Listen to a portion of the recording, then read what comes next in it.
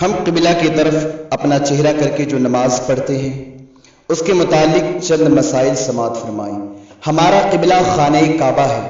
خانہ کعبہ کے قبلہ ہونے سے مراد صرف بنائے کعبہ یعنی وہ بلڈنگ جو ہے خانہ کعبہ کا وہ عمارت ہے، اس کا نام نہیں، بلکہ وہ فضا ہے جو اسی بنا کی محاذات میں ساتوں آسمان بلکہ عرش تک، یعنی خانہ کعبہ کا جو وہ بلڈنگ وہ جو چوکون بلیک کلر کا ہم دکھتے ہیں وہ خانہ کعبہ، تو محض وہ نہیں بلکہ اس کے سامنے فضا میں بلکہ اتنا اوپر عرش اعظم تک بھی خانہ کعبہ ہے۔ مثال کے طور پر کوئی انسان اگر خانہ کعبہ کے پاس بلند اونچے پہاڑ میں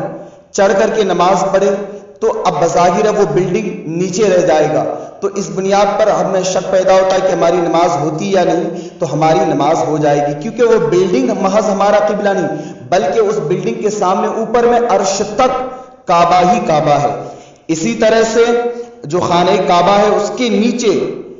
ساتوں زمین تک قبلہ ہے ہمارا۔ کوئی اگر گہرے کنویں میں، اب کعبہ زمین کے اوپر ہے، کوئی گہرے کنویں میں جا کر زمین کے نیچے جا کر نماز پڑھے تو بھی نماز اس کی ہو جائے گی، بس چہرہ خانہ کعبہ جس جگہ جس زمین پر ہے اس گہرائی کو نیچے سامنے رکھ کر کے نماز پڑھے۔ اسی طرح سے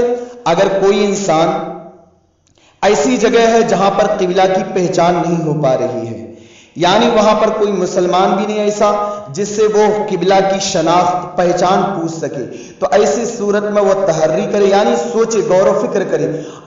اور خوب غور و فکر کرنے کے بعد اسے جدھر قبلہ لگ رہا ہو اسے قبلہ تسلیم کر کے نماز پڑھ لے، اس انسان کی نماز ہو جائے گی۔ اس نے نماز پڑھ لی اور کوئی ایک آدمی آیا اور آ کر کے کہہ رہا ہے کہ بھائی آپ نے جو نماز پڑھی تو یہ آپ دوسرے سمت یعنی قبلہ کی طرف نہیں بلکہ اتر یا دکن کی طرف نماز پڑھ لی، تو ایسی صورت میں نماز کو دہرانے کی ضرورت نہیں ہے، آپ کی نماز ہو جائے گی۔ ہاں اگر آپ کیا بولتے کسی نئے جگہ پر ہیں، جنگلوں میں یا کئی ایسی جگہ جہاں پر کیا بولتے قبلہ کے بارے میں آپ کو معلوم نہیں ہو رہا ہے اور وہاں پر کوئی مسلمان ہے، تو آپ کے لیے ضروری ہے کہ آپ اسے جا کر کے پوچھیں، اس کے بعد نماز پڑھیں۔ اس کو پوچھے بنا اپنی نماز پڑھ لی، آپ اپنے سوچ و بچار سے کہ ادھر قبلہ ہوگا، اس کے بعد نماز سے فارغ ہوئے، پھر وہ آدمی آ کر کے کہا بھائی آپ نے تو غلط رخ پر غلط سمت میں نماز پڑھی، تو ایسی صورت میں آپ کو نماز دہرانی پڑے گی۔